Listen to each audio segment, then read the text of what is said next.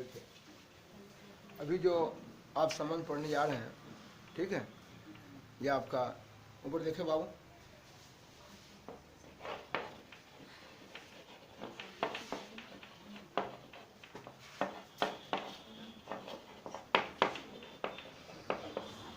ये 10 class physics है, जिसमें आप सबसे पहले ये देखें कितना है। अच्छा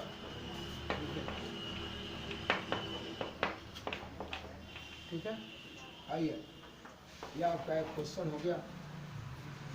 पिछले कार्यक्रम में आपको वक्रता त्रिज्या और फोकस दूरी में जो आपको संबंध दिया वो अवतल दर्पण के लिए यानी कनकेव मिरर के लिए आपको वक्रता त्रिज्या और फोकस दूरी में संबंध दिया था।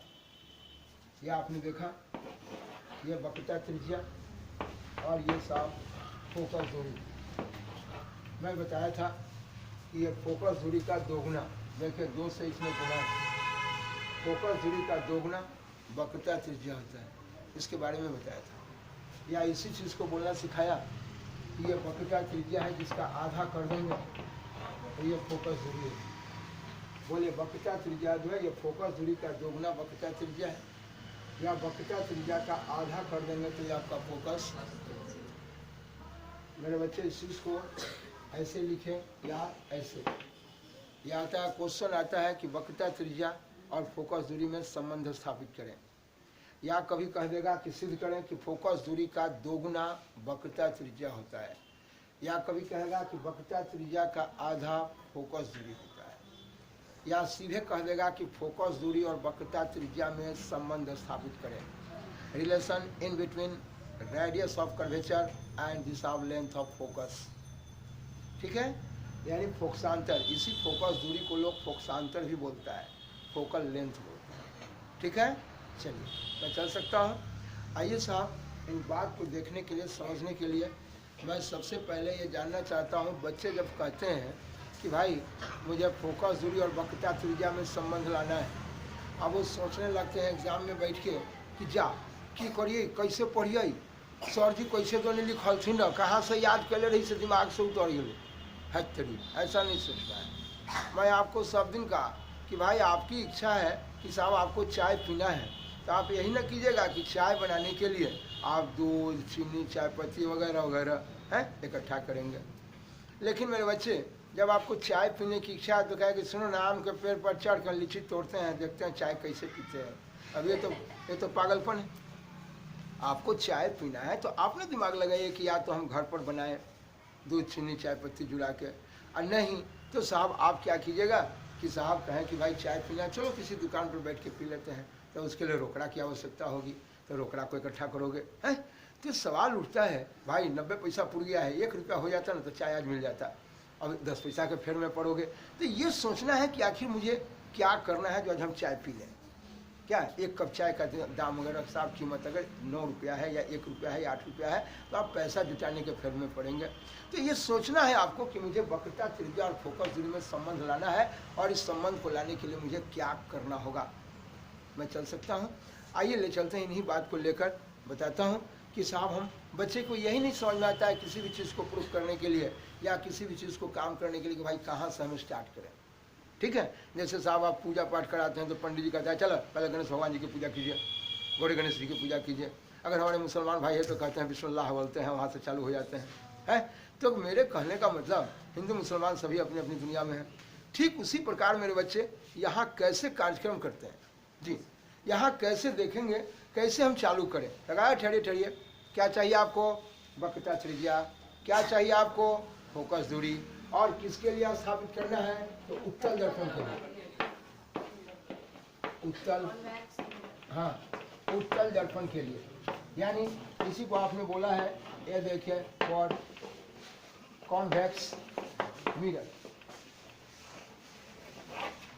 तो मेरे बच्चे इसका मतलब कि उत्तल दर्पण के लिए आपको ये चाहिए, तो उत्तल दर्पण में पहले आप फैसला ले लीजिए कि उत्तल दर्पण में प्राप्त कीजिए वक्रता त्रिज्या, प्राप्त कीजिए फोकस दूरी। क्या कोई दिक्कत? आखिर आपको पूजा करने से पहले आपको सारा सामान इकट्ठा करना है कि नहीं? तो बोलिए मुझे वक्रता त्रिज्या और फोकस, तो मास्टर साहब लिखा देंगे, बतवा याद कीजिएगा कि कहाँ से शुरू करे के है, नहीं बल्कि आपको सोचना है कि भाई मुझे फोकस दूरी और वक्रता त्रिज्या उत्तल के लिए चाहिए, उत्तल दर्पण के लिए, ताकि उत्तल दर्पण के लिए आप इकट्ठा करो। ठीक है, उत्तल दर्पण के लिए आप उत्तल दर्पण के लिए साहब क्या कीजिए कि साहब वक्रता त्रिज्या और फोकस दूरी में संबंध लाना है तो लो उत्तल दर्पण लो, और उत्तल दर्पण लेके तुम फोकस दूरी प्राप्त करो। अब फोकस दूरी लो, वक्रता त्रिज्या लो, और तो अब तोरा में संबंध कैसे आए तो पहले काम करो ना, इतना तो पहले प्राप्त करो, और तब तो देखा जाए काम कैसे करो। चले बाबू देखिए, ये देखिए, आइए मेरे बाबू। तो पहले हम उत्तल दर्पण लेते हैं और उत्तल दर्पण में हम तैयार करते हैं कि फोकस दूरी किधर है और वक्रता त्रिज्या किधर है, मुझे संबंध उन्हीं में लाना है। ठीक है, आइए ये देखें मेरे बच्चे, ये मेरे पास उत्तल दर्पण है, थोड़ा ब्लैकबोर्ड छोटा है, देखिएगा, एडजस्ट करता हूँ किसी हाल में, हो जाएगा, माइक के जगह मिल जाएगा। ये देखिए, अभी ये दर्पण नहीं है, मैं सभी को बताया कि ये दर्पण नहीं है, ये दर्पण सिर्फ कहेगा कि समझ में नहीं आएगा, देखिएगा नहीं, ये देखिए, इसमें देखिएगा नहीं तो कैसे समझ में आएगा। यह उत्तल दर्पण है, कहेंगे ना अभी ये दर्पण नहीं है। दर्पण तो तब बनेगा जब हम इसका कोई एक सतह जब हम कलई कर देंगे, सिल्वर्ड कर देंगे, रंग देंगे। आइए मेरे बच्चे, वैसा धंसा हुआ भाग को रंग दिया और धंसा हुआ भाग को रंग दिया और उठा हुआ पर किरण जाएगी, ये मेरा उत्तल दर्पण है। और ये दर्पण जिस गोला से बना है उसका ये केंद्र है, वक्रता केंद्र है। मेरे बच्चे थोड़ा फिगर और इधर करके बताता हूँ ताकि आपको समझाने में मुझे काफ़ी बनेगा। आप देखें, ये देखो, बोलिए, ये धंसा हुआ भाग रंग दी, उठा हुआ पर किरण जाएगी, उत्तल दर्पण है। यह जिस गोला से बना उसका केंद्र वक्रता केंद्र है। बोलिए, यह दर्पण किसी न किसी गोला से बना है और जिस गोला से बना उसका केंद्र वक्रता केंद्र। दर्पण की चौड़ाई, दर्पण का द्वारक चौड़ाई देखिए, इतना चौड़ा, यहाँ से यहाँ तक द्वारक, अपर्चर, और यह इसका मध्य बिंदु जो है वो आपका ध्रुव, जिसको आप पोल बोले, कोई दिक्कत? आइए, दोनों को मिलाने वाली रेखा ये प्रधान अक्ष है, दोनों को मिलाने वाली रेखा प्रधान अक्ष है। आपको कोई दिक्कत? आप इसको प्रिंसिपल एक्सिस बोलो, प्रधान अक्ष। आप चलते हैं बाबू इसमें, यह प्रधान अक्ष को मैं इधर भी बढ़ा सकता हूँ, यह प्रधान अक्ष को मैं इधर भी बढ़ा सकता हूँ। मेरे बच्चे आप देखेंगे इसके बारे में, हम कहते हैं कि आपको वक्रता त्रिज्या और फोकस दूरी में संबंध लाना है। तो इस प्रकार मुझे ध्रुव से लेकर वक्रता केंद्र तक की दूरी कहलाती है वक्रता त्रिज्या। चलिए, वक्रता त्रिज्या तो प्राप्त हो गया, लेकिन आपको फोकस दूरी प्राप्त नहीं है। तो वक्रता त्रिज्या और फोकस दूरी में संबंध लाने के लिए आपको वक्रता त्रिज्या तो मिल गया, फोकस दूरी नहीं है। चलिए भाई, बैठ के हम फोकस दूरी प्राप्त करते हैं। फोकस दूरी के लिए मैं कहा था कि देखिए, ये प्रधान अक्ष के समानांतर, मेरे सभी बच्चे ध्यान से सुनेंगे, मैं क्या किया, बोले ये प्रधान अक्ष के समानांतर, ये देखें प्रधान अक्ष के समानांतर, समझ में आ रहा है कि सभी को?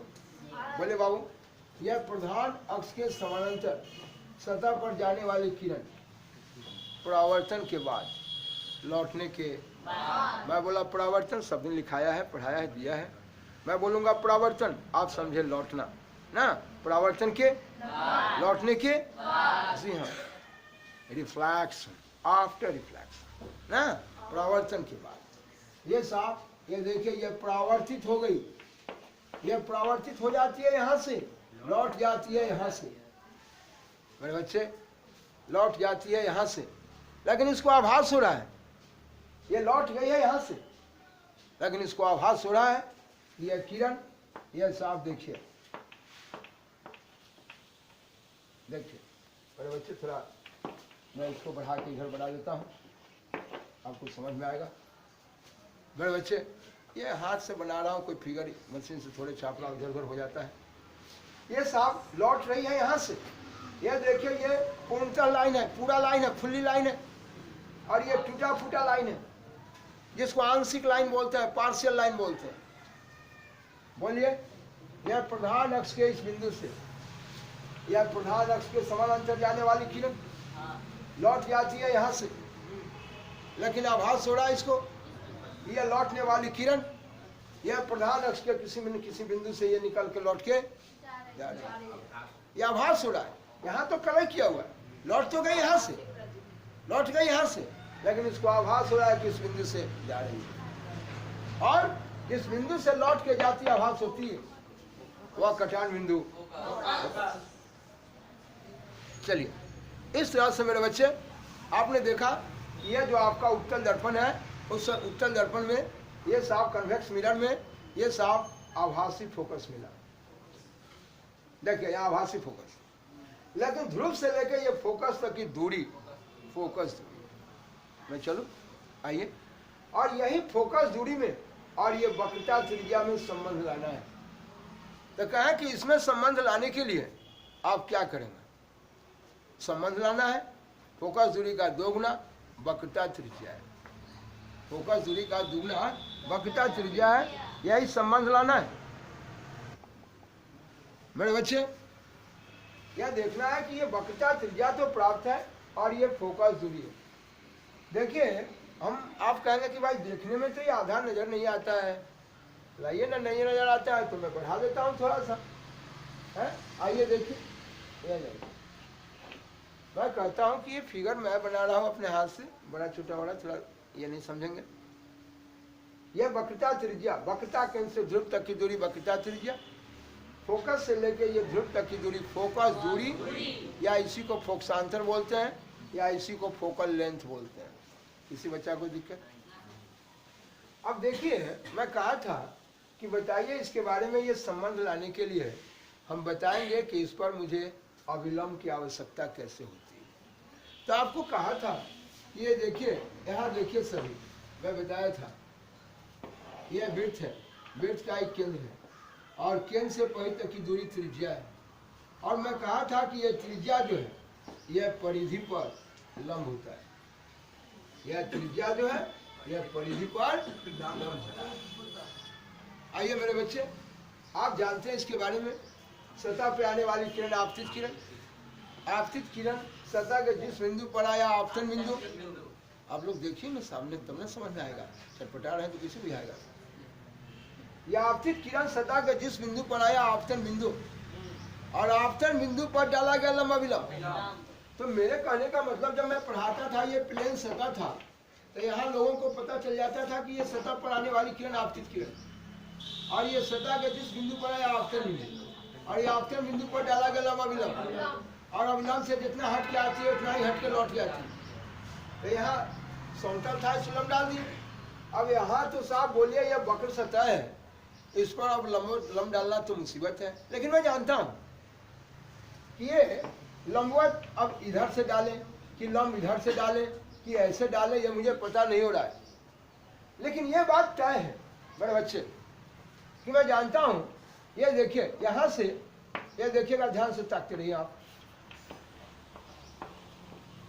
देखिए ये वक्रता केंद्र से ये साफ दर्पण, ये साफ देखिए, ये परिधि है, याद है जिस गोला से बना था, ये साफ उस गोला का यह टुकड़ा है जिसका ये परिधि है। बोले वक्रता केंद्र से ये परिधि तक की दूरी, ये वक्रता त्रिज्या है। और आपको मैं अभी बताया कि ये जो है त्रिज्या जो है ये परिधि पर लंब होता है। बोला यह त्रिज्या है, यह त्रिज्या इस परिधि पर लंब है। तो मैं जानना चाहता हूँ, इसी लंब को अगर मैं इसको आगे की तरफ बढ़ा दिया, देखिए आगे की तरफ बढ़ा दिया, यह टूटा फूटा लाइन है, इसलिए कि ये लंब जो डाले हैं ये सब आपतन बिंदु पर डाला गया लंब अविलंब। तो मैं कैसे जानूंगा कि यह भी लंब है? इसीलिए कष्ट न हो मेरे बच्चे, ये वक्रता केंद्र से हम जानते हैं कि परिधि तक की दूरी ये त्रिज्या है, और ये त्रिज्या परिधि पर लंब है, और मैं इसी लंब को आगे की तरफ बढ़ा दिया तो ये मुझे अविलंब का काम कर जाएगा। ठीक है? तो मेरे बच्चे, ये अविलंब का पता कैसे किया समझ में आया? क्योंकि वक्रता केंद्र से ये परिधि तक की दूरी त्रिज्या है, और ये त्रिज्या परिधि पर लंब होता है, इसीलिए मैं इसको ये आभासी लाइन से दिखाया कि मेरा ये लंब है, और इसी लंब को इस आगे की तरफ इसी सीध में क्या किया, बढ़ा दिया, मुझे अविलंब का पता हो गया। कोई दिक्कत? अविलंब कैसे हुआ समझ आया? अब चलते मेरे भाई, क्योंकि ऐसे हम आपतन बिंदु पर इधर से डालें कि इधर से डालें हमें पता नहीं था। ठीक है? आइए मेरे बच्चे, इनकी बात को मैं बता रहा हूँ आपको। बोलिए, ये साहब आपतित किरण और आपतन बिंदु पर डाला गया लंब अविलंब, और अविलंब और आपतित किरण के बीच का कोण, ये आपतन कोण है। देखिए, ये आपतन कोण को मैं लिखा आई से, एंगल ऑफ इंसिडेंट पढ़ा है। और ये आपतित की, ये देखिए परावर्तित किरण, रिफ्लेक्टेड रे, और ये साहब आपतन बिंदु पर डाला गया लंब अविलंब। इन दोनों के बीच का जो ये कोण है परावर्तन कोण, एंगल ऑफ रिफ्लेक्शन, और ये आपतन कोण परावर्तन कोण आपस में क्या है? मेरे बच्चे, मैं पिछले कार्यक्रम में साहब अवतल के लिए बताया था। मैं ऐसा क्यों करता हूँ, जवाब आपके साथ खुल के आएगा, देखते रहेंगे। मैं दिखलाना चाहता हूँ, ये देखिए, मानता हूँ इसका नाम मान लिए कि साहब ये एबी किरण है। जो साहब एबी किरण ये उत्तल दर्पण के बी बिंदु पर आपतित हो रही है। बोले ये परावर्तन के बाद मान लेता हूँ कि ये साहब ये आपका बीजेड किरण परावर्तित हो रही है। इस पर लंब डाले हैं, ये लंब को नॉर्मल लिख देते हैं, इसको एन से सूचित कर दिया, कोई दिक्कत नहीं। देखिए मैं क्या करूँगा, जवाब देने जा रहा हूँ। आइए ले चलते हैं।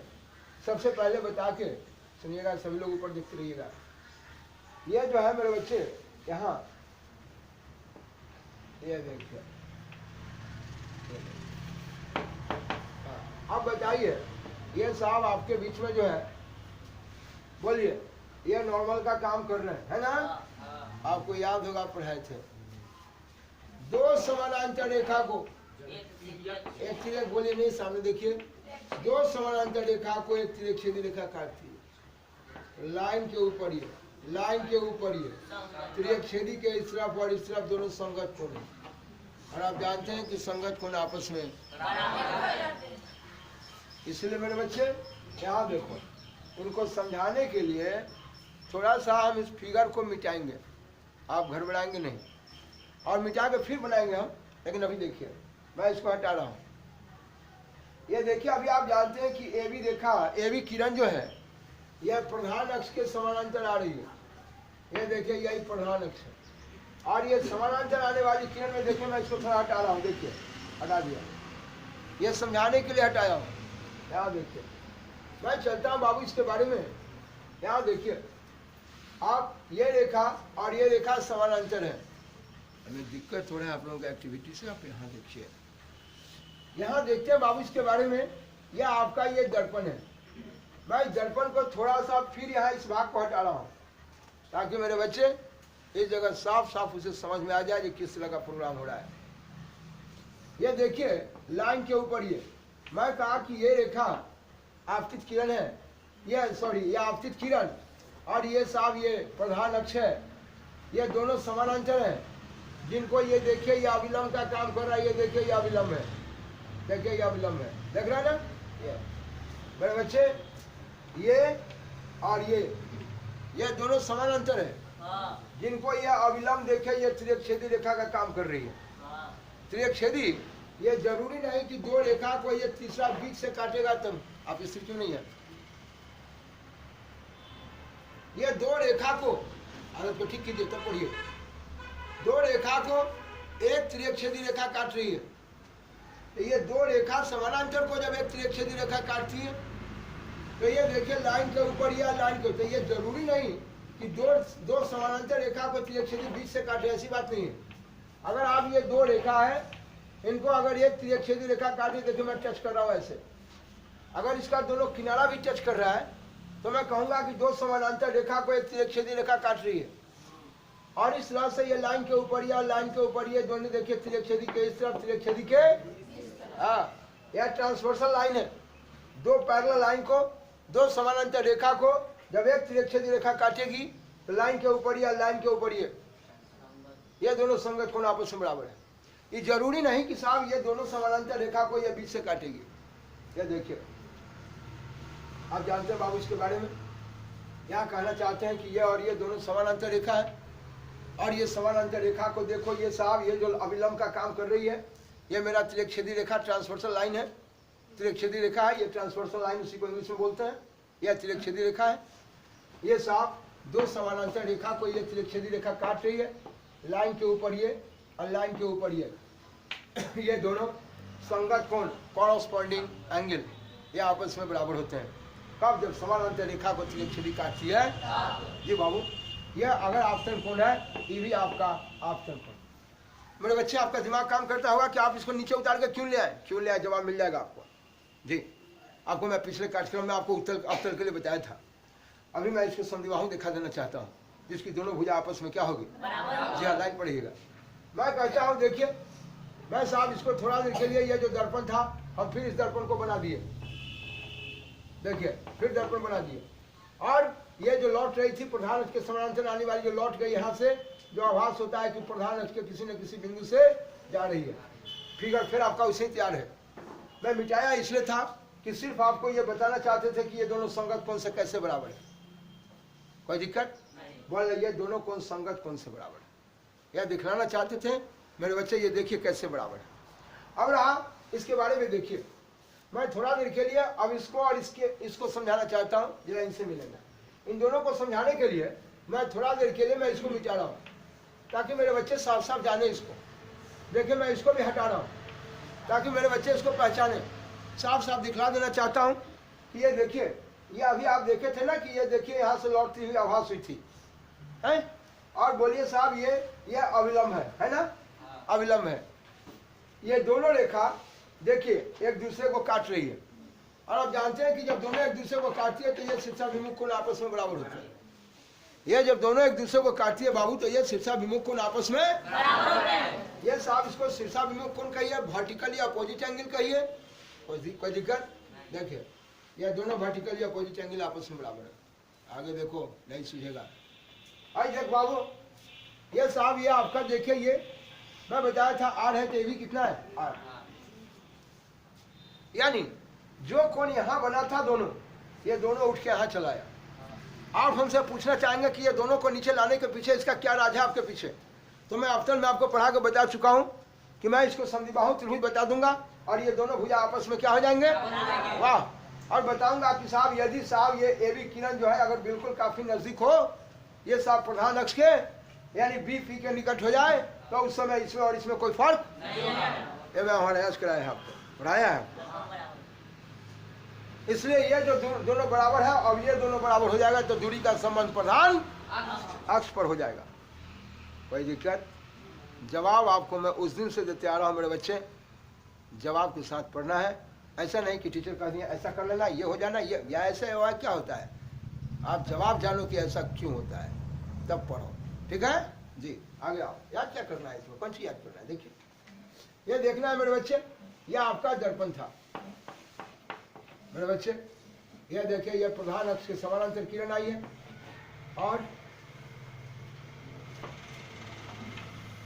यह आपको समझाने के लिए यह साहब बार बार फिगर को मैं मिटाया हटाया, लेकिन शायद आप जरूर समझ रहे हैं। तो बोले बाबू, यहाँ देखेंगे ये वर्टिकली अपोजिट एंगल से यह शीर्षाभिमुख कौन से बराबर है, और ये देखिए ये साहब संगत कौन से बराबर है। क्या ये दोनों बराबर आ गए? बस इसी का इंतजार था। और मुंह पर मेरा बच्चा बोल के सिखाएगा कि साहब अगर ये दोनों कोण बराबर है, इसका मतलब इनके ये दोनों भुजाएं बराबर है। ये समद्विबाहु त्रिभुज का गुण है।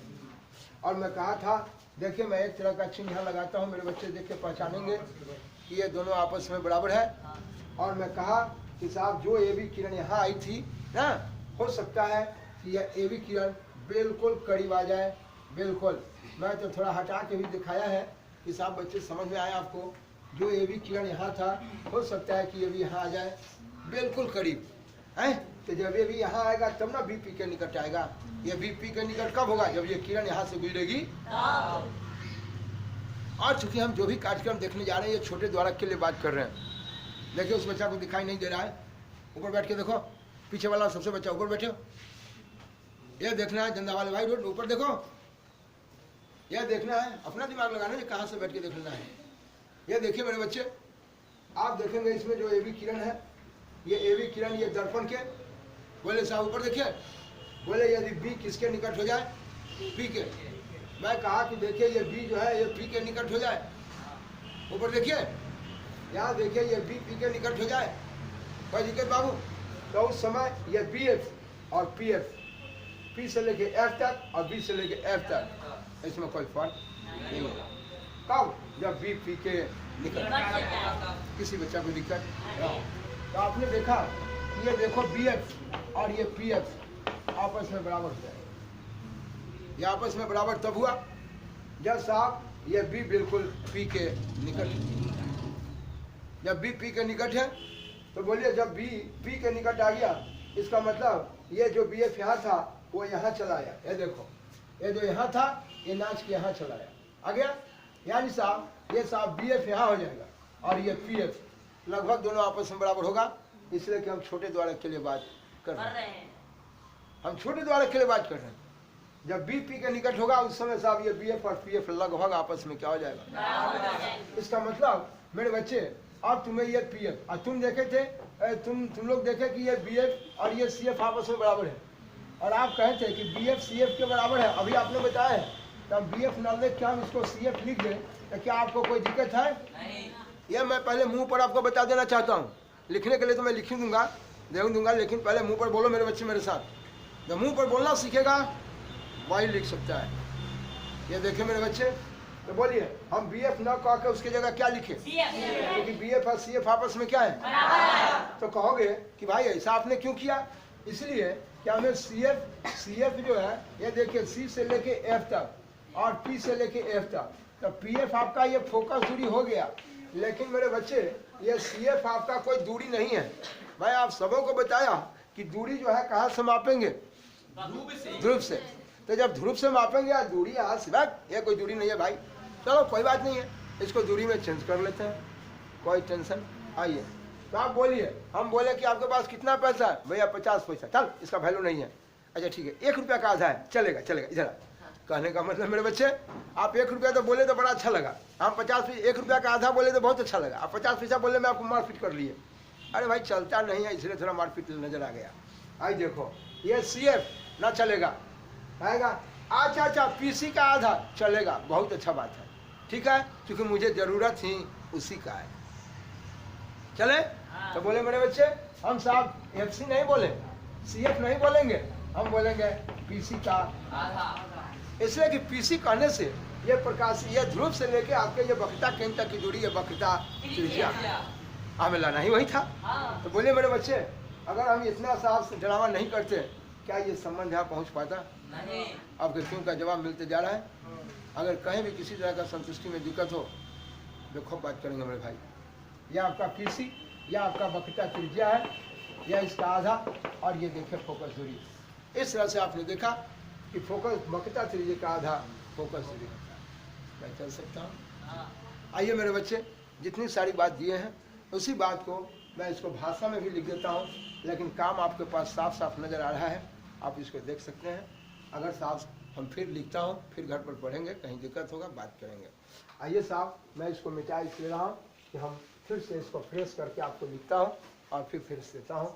जगह कमी के कारण फिगर इतना बड़ा रूप ले रहा है। हम जहाँ तहाँ भी जैसे भी लिखेंगे तो आप सिस्टम में समझने का काम करेंगे।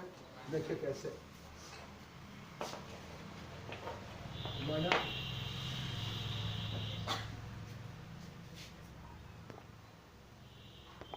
हाँ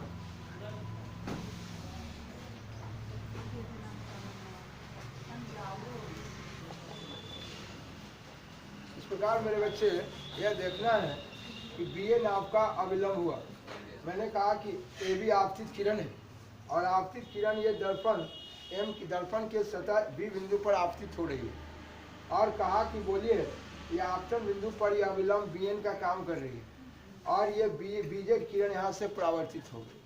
तो आपने देखा इसमें कि बोले ये और प्रधान अक्ष के समानांतर रेखा ये आ रही है जिसके कारण ये त्रिछेदी का काम करती है जिसके कारण लाइन के ऊपर या लाइन के ऊपर ये दोनों संगत कोण बराबर है और यहाँ पर ये दोनों रेखा एक दूसरे को काट रही है ये और देखिए ये काट रही है इसलिए ये शीर्षाभिमुख कोण से बराबर है। वही मैं लिख दिया कि बी एन अविलंब है और चित्र में ये और ये दोनों कोण साहब ये दोनों कोण जो है ये देखिए A B N N B Z ये देखिए दोनों आपस में आपतन कोण परावर्तन कोण बराबर है। और ये आपने देखा कि ये दोनों संगत कोण से ये देखिए संगत कोण से ये दोनों बराबर है और ये दोनों ये शीर्षाभिमुख कोण से बराबर है। अब मैं इस प्रकार देखूंगा कि ये त्रिभुज आपका समद्विबाहु त्रिभुज हो गया दो कोण बराबर तो इनकी दोनों भुजा बराबर, इसलिए ये समद्विबाहु बन गया। नोट कर लीजिए।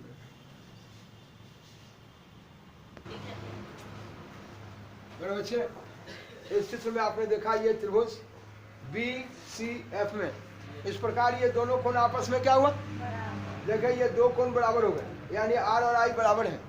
ये आपतन कोण परावर्तन कोण ये बराबर है, ये दोनों कोण बराबर है। और दो कोण बराबर है तो ज्यामिति से जानते हैं कि इनकी दोनों भुजा आपस में क्या है, बराबर। इसका मतलब ये समद्विबाहु त्रिभुज हो गया। अब मैं कहा कि दोनों बराबर है, कहा कि यदि B किसके निकट हो, कब ऐसा संभव होगा, जब ये AB जब बिल्कुल प्रधान अक्ष के समानांतर आएगी, बिल्कुल नजदीक आएगी। तो बोले साहब जब B P के निकट होगा तो BF और CF में कोई फर्क नहीं रहेगा, ठीक है। जब ये नहीं होगा, एक ही बात को कई दिन से बता रहा हूँ, तो जिस समय ये BF CF के बराबर हो जाएगा, ठीक है, तो अब हम BF CF के बराबर है, देखिए आप BF PF के बराबर है, इसमें कोई फर्क नहीं होगा। और आप पढ़ चुके हैं कि ये BF और CF आपस में क्या है, ये बराबर है, तो हम साहब BF की जगह क्या रख दिए, PF, यानी PF अब किसके बराबर हो गया, ये BF था CF के बराबर। और अभी आपने कहा कि B जब P के निकट होगा तो BF किसके बराबर हो जाएगा, PF के। तो बोलिए अब हम BF PF के बराबर है, लेकिन आप पढ़े हैं कि साहब BF किसके बराबर है, इसका मतलब ये दोनों भी आपस में क्या है, बराबर। जब ये एक कर बराबर है, एक कर बराबर, ये दोनों ना बराबर हुआ। अब हम इसको PC BF, हमारा कहने का मतलब ये CF कोई दूरी नहीं है। अब CF ना लिख के हम क्या लिखेंगे, PC का नोट कर लीजिए।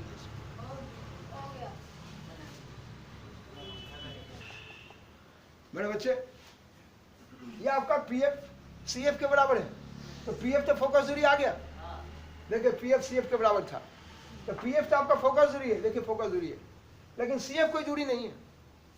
इस दूरी को मेरे बच्चे बोलिए, अभी आपने देखा है कि PF और CF बराबर अध्यास का खेल है, तो हम CF ना कह के बल्कि हम PC का, कोई दिक्कत, 8 आना ना कहेंगे, 1 रुपया के, तो तुम्हें मुझे जरूरत ही है इसी की। अब बोले ये फोकस दूरी है, और ये PC जो है आपका, ये वक्रता त्रिज्या है, इसका आधा है। ये बोले दो नीचे ऊपर चला जाएगा, बाबू कोई दिक्कत। इस तरह से आपने देखा कि साहब बोले ये आपका वक्रता त्रिज्या है, वक्रता त्रिज्या का आधा फोकस दूरी, या साहब फोकस दूरी का दोगुना वक्रता। ये उत्तल अवतल दोनों के लिए बताया। अभी इसमें उत्तल और अवतल के लिए आपको फिर हम अगले प्रोग्राम में आपको आवर्धन सिद्ध करके बताएंगे कि आवर्धन क्या होता है। अवतल और उत्तल के लिए साहब आपको दर्पण सूत्र सिद्ध करके बताऊंगा, जहाँ मेरे बच्चे रटेंगे नहीं। ये सारे प्रोग्राम आपको मिलेंगे। तो उसके बाद में इसको थियोरी दूंगा इसका कि साहब हम वस्तु को कहाँ कहाँ रख के, वस्तु को दर्पण के सामने कितने स्थान पर रख के उसका प्रतिबिंब कैसा बनेगा, वो प्रयोग किया हुआ चीज़ है, उसको मैं बताऊंगा आपको। तब उसके बाद इसका न्यूमेरिकल का कार्यक्रम है, ढेर सारा कार्यक्रम है, आप देखते रहेंगे। जैसे जैसे देते जा रहा हूँ, आप प्रयास करेंगे। लाइक लगे, अच्छा लगे तो जो करते रहते हैं सब्सक्राइब लाइक शेयर करते रहिएगा, ठीक है। धन्यवाद। आइए।